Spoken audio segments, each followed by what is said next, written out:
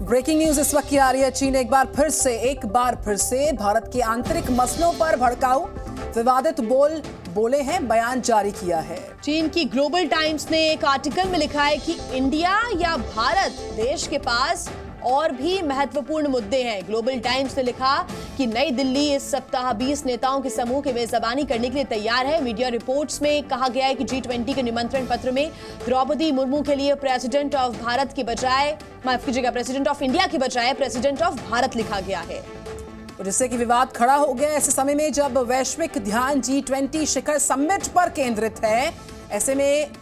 पूरी दुनिया दिल्ली की तरफ देख रही है, तो यहां पर चीन क्या संदेश देना चाहता है दुनिया को?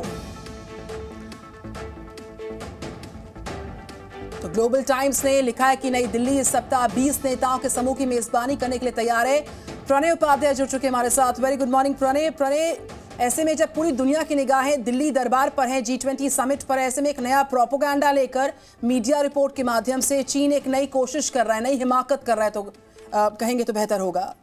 मॉर्निंग निधि, निश्चित रूप से चीन का केवल ग्लोबल टाइम्स ही नहीं, अगर आप देखें संयुक्त राष्ट्र संघ के अंदर यूएन की प्रेस कॉन्फ्रेंस में भी चीन के पत्रकार ने इस चीज को लेकर सवाल पूछा कि अगर भारत अपना नाम बदलने की बात करता है, इंडिया से भारत होता है, तो यूएन की तरफ से भी यही कहा गया कि अगर इस तरीके का प्रस्ताव आता है तो जो सामान्य प्रक्रिया है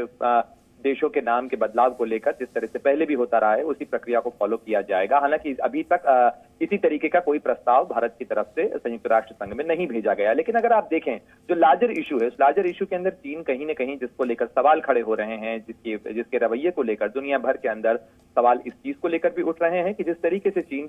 हिंद महासागर के अंदर, खासतौर पर हिंद प्रशांत के क्षेत्र के अंदर दादागिरी दिखा रहा है, उसके नक्शे को लेकर केवल भारत ही नहीं बल्कि दक्षिण पूर्व एशिया, जिसके देशों का शिखर सम्मेलन इस समय जकार्ता में हो रहा है, जिसके लिए खुद प्रधानमंत्री मोदी भी वहां पहुंचे हुए हैं, उसमें भी सवाल उठे हैं। उसके जो सदस्य देश हैं उनकी तरफ से भी, आसियान के देशों की तरफ से भी सवाल उठाए गए हैं, क्योंकि जो रवैया चीन अपना रहा है उसको लेकर सवाल है। लेकिन जाहिर तौर पर कहीं न कहीं भारत में हो रहे इस कूटनीति के महाकुंभ को लेकर चीन की कुछ असहजताएं हैं, उसके कुछ सवाल हैं, और शायद यही वजह है कि चीन के राष्ट्रपति ने किनारा किया है, इस महत्वपूर्ण बैठक से अपने प्रधानमंत्री को भेजने का फैसला किया है। और उसी के साथ साथ ये जो तंज हैं, ये जो बातें हैं, जिसका चीन के आंतरिक मामलों से या चीन की व्यवस्था से कोई लेना देना नहीं है, लेकिन कहीं न कहीं चीन कोई मौका नहीं छोड़ना चाहता इस तरीके के तंज करने का। हालांकि भारत के अंदर भी इस चीज को लेकर बहस चल रही है कि क्या नाम बदला जाएगा। अभी तक सरकार की तरफ से कोई आधिकारिक बात नहीं कही गई है कि नाम बदला जा रहा है या कोई प्रक्रिया शुरू हुई है, लेकिन चीन कोई न कोई मौका ढूंढने की कोशिश करता है, और उसने एक बार फिर अपने मीडिया के सहारे इस पर तीर चलाने की कोशिश की।